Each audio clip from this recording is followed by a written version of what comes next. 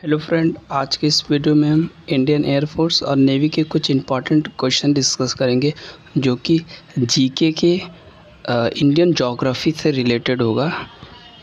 तो सबसे पहला क्वेश्चन है, निम्नलिखित संघ शासित क्षेत्रों में से सबसे छोटा क्षेत्र में कौन सा है। तो 4 ऑप्शन दिए गए हैं, एक बार अपने से ट्राई करेंगे, फिर उसके बाद जो सही आंसर होगा बताएंगे। जैसे कि 4 ऑप्शन दिए गए हैं। पहला है चंडीगढ़, दूसरा है दादरा और नागर हवेली, और तीसरा है दमन और दीप, चौथा है लक्षद्वीप। तो इसका सही आंसर हो जाएगा लक्षद्वीप। लक्षद्वीप जो है वो निम्नलिखित संघ शासित क्षेत्रों में से सबसे छोटा क्षेत्र में है। ठीक है, अब आते हैं नेक्स्ट पर। सुंदरवन या मैंग्रोव वन कहाँ पाए जाते हैं। तो सबसे पहला है कच्छ प्रायद्वीप, दूसरा है पश्चिमी घाट, तीसरा है कोंकण तट, चौथा है डेल्टाई पश्चिम बंगाल। तो इसका सही आंसर हो जाएगा डेल्टाई पश्चिम बंगाल में। ठीक है, यहाँ पे क्या करते हैं, सुंदरवन और मैंग्रोव वन पाए जाते हैं। अब आते हैं नेक्स्ट पर। हीराकुंड बांध किस नदी पर बनाया गया है। महानदी पर, गोदावरी या कावेरी या पेरियार। तो इसका सही आंसर हो जाएगा महानदी पर बनाया गया है। अब आते हैं नेक्स्ट पर। एकीकृत इस्पात संयंत्र जो भारतीय इस्पात प्राधिकरण के प्रबंध के अंतर्गत नहीं आता है, निम्नलिखित में से किस स्थान पर है। भिलाई, दुर्गापुर, राउरकेला, जमशेदपुर। तो इसका सही आंसर हो जाएगा जमशेदपुर में। अब आते हैं नेक्स्ट पर। रावी नदी पर निर्मित देश का सबसे ऊंचा बहुउद्देशीय बांध है। भाखड़ा नागल, कहलगांव, रणजीत सागर बांध, रिहंद।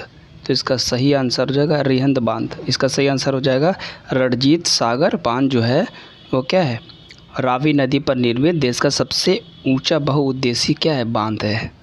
नेक्स्ट पर। ताप विद्युत परियोजनाओं के संदर्भ में निम्नलिखित में से कौन सा जोड़ा सही है। हमें 4 पेयर्स दिए गए हैं, जोड़े दिए गए हैं, उसमें बताना कौन सा जोड़ा सही है। तो सबसे पहला है कोरबा उत्तर प्रदेश, दूसरा है रामगुंडम तमिलनाडु, तीसरा है तलचेर आंध्र प्रदेश, चौथा है कावास गुजरात। तो इसका सही आंसर हो जाएगा कावास गुजरात। ये क्या है, ये पेयर जो है वो क्या है, सही जो दिया है। अब आते हैं नेक्स्ट पर। पूर्वी भारत के सुंदरवन एक उदाहरण है। पूर्वी भारत सुंदरवन का एक उदाहरण है। वन पारिस्थितिक तंत्र का, या मैंग्रोव पारिस्थितिक तंत्र का, या घास स्थल पारिस्थितिक तंत्र का, या समुद्री पारिस्थितिक तंत्र का। तो इसका सही आंसर हो जाएगा मैंग्रोव पारिस्थितिक तंत्र का क्या है, एक उदाहरण है।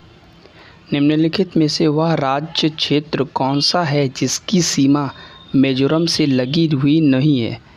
मिजोरम से लगी हुई नहीं है।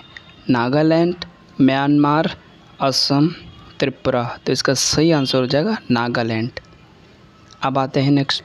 निम्नलिखित में से वह नदी कौन सी है जिसका उद्गम भारतीय राज्य क्षेत्र में नहीं है।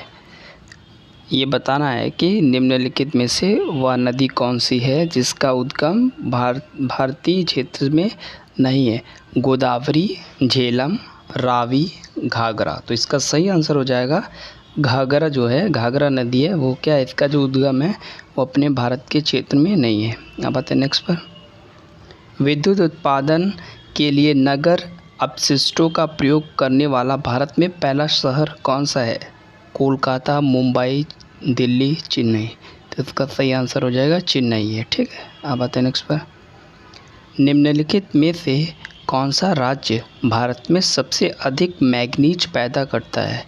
मध्य प्रदेश, आंध्र प्रदेश, उत्तर प्रदेश, उड़ीसा। तो इसका सही आंसर हो जाएगा उड़ीसा।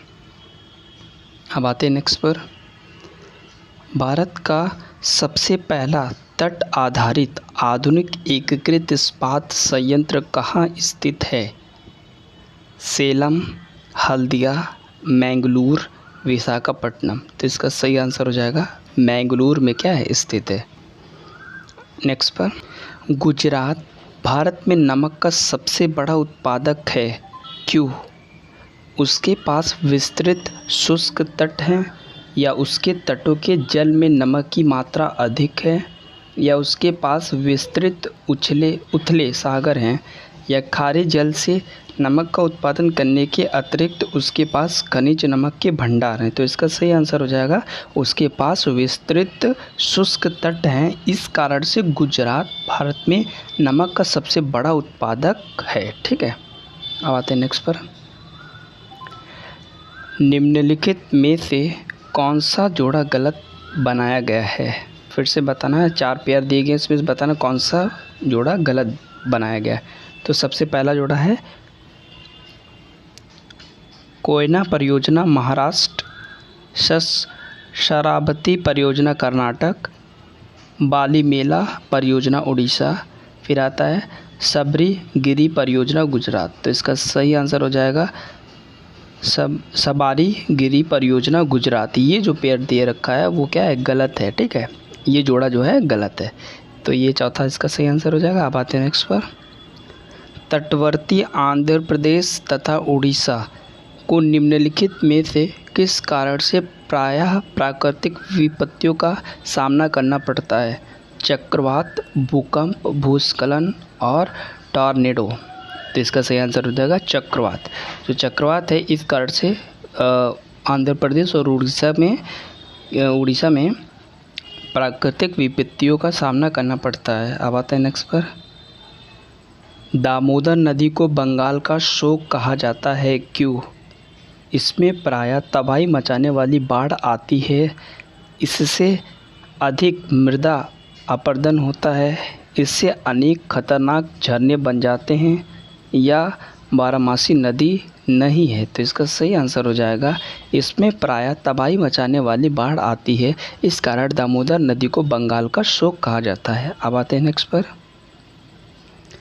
भारत में लोहा उत्पादन करने की लागत अन्य देशों की तुलना में किस कारण काफ़ी कम है?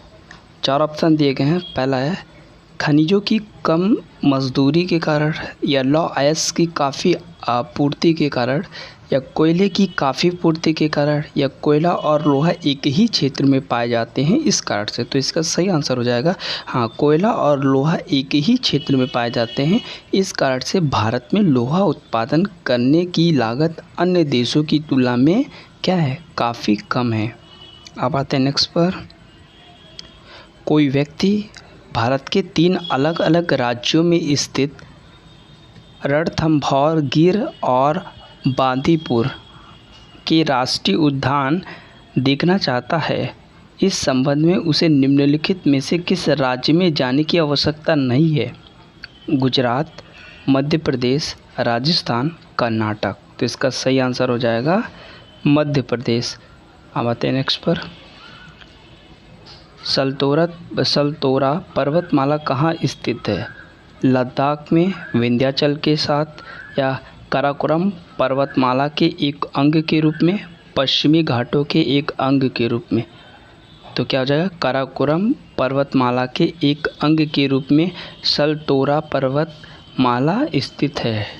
फ्रेंड्स, आज के इस वीडियो में यहीं तक के क्वेश्चन करेंगे, फिर इसका नेक्स्ट पार्ट अगले वीडियो में होगा। जो भी इस वीडियो को पहली बार देख रहे हैं प्लीज़ लाइक, सब्सक्राइब, शेयर करें और बेल आइकन को ज़रूर प्रेस करें, ताकि आने वाली हर एक वीडियो का नोटिफिकेशन आपको तुरंत मिल सके और अच्छे से आप अपने कॉम्पिटिटिव एग्ज़ाम का प्रिपरेशन कर सके। ठीक है, थैंक यू।